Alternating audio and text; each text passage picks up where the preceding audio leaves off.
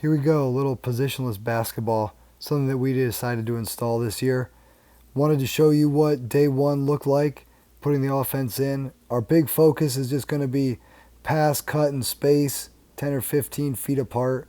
All five guys can play in all four perimeter spots or our spot at the rim, which we call the 5 spot. This is what we look like as we come down the floor. We want to fill both the corners. We want to get a trail man, and we want to get a 5 spot at the rim. That could really be any of the 5 players. We started out 5-on-0, just focused on passing and cutting and pausing in that 5 spot. Had a couple rules with the drive. Kind of get to those as we go into the 5-on-5, but did about 5 minutes of 5-on-0. It didn't look great. We wanted to get to 5-on-5 quickly and be able to react to the defense.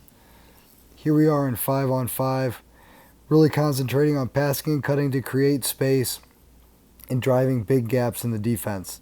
On day one, we only passed and cut. This is kind of the first layer of positionless basketball. Pass, cut, stay spaced, no ball screens, no screen-aways. We kept our entries very simple. First one was a dribble at and back cut entry. So as the ball's coming up the floor, if we dribble at somebody, they're going to back cut. Everybody else is going to fill on the perimeter. Next entry is what we call the bounce back entry. The trail man who is trailing with a point guard is going to V-cut or bounce back to get open. Start the offense that way. See the bounce back again, right? Pass and cut, pass and cut.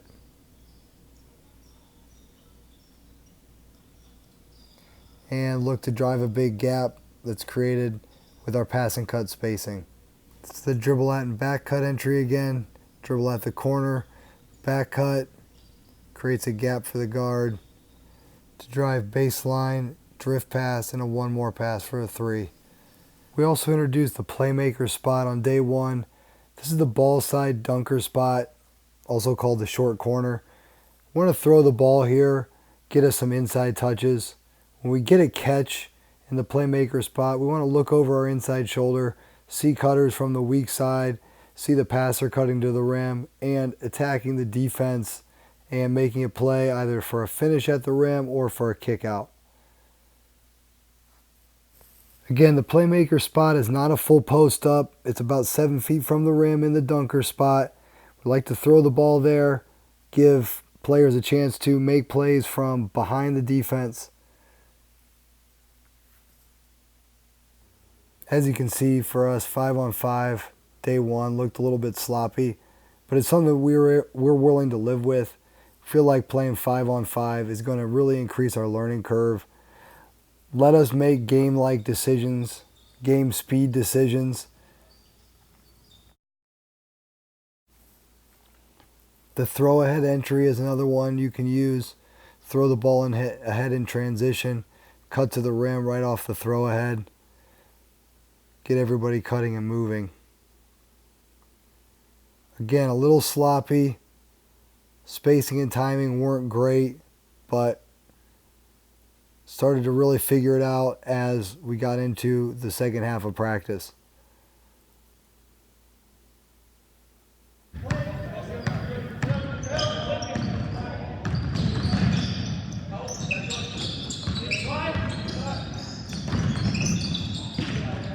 To really emphasize the drive and kick portion of this offense, we went some 4-on-4, drive, kick, and space. Throw the ball to one player, they had to drive a gap, and then we're just playing off of those kickouts. There's no 5 spot at this point. Drive, kick, and space to the perimeter. As a simple rule, we said drive right, drive left, move left. So when a player drives, all the perimeter players are going to move in that same direction. Another simple rule for day one is going to be if you're dribbled at on the perimeter, you're going to back cut.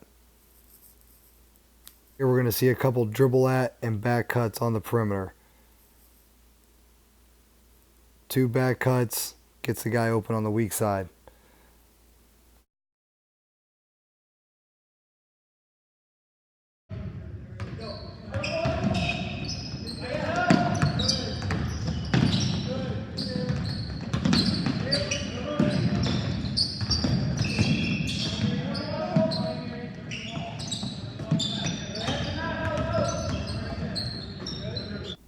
Something else that we emphasized was the jump stop and the patient pivot.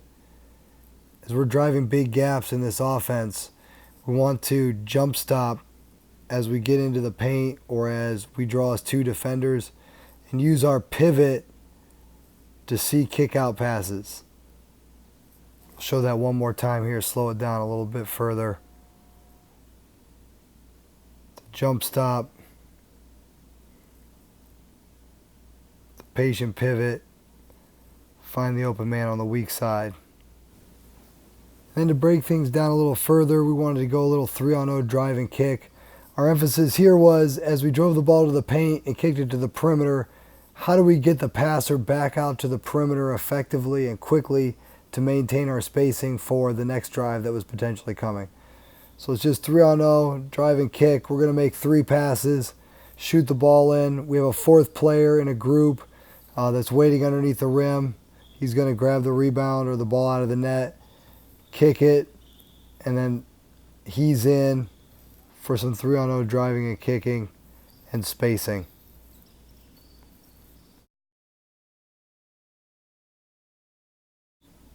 Then we added defense to the drill so that we got the decision-making aspect as well. So now it's a 3-on-2 drive and kick. Same thing, drive, kick to the open man, and get some game-like shots that we're going to get in the offense. Play this as a make-it-take-it game.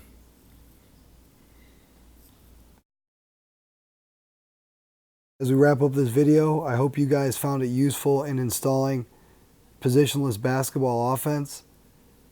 We'd love to have you subscribe to the channel, and we hope to include and continue to make content on positionless basketball and some of the skills training, player development, player improvement stuff that we've made a big part of our program.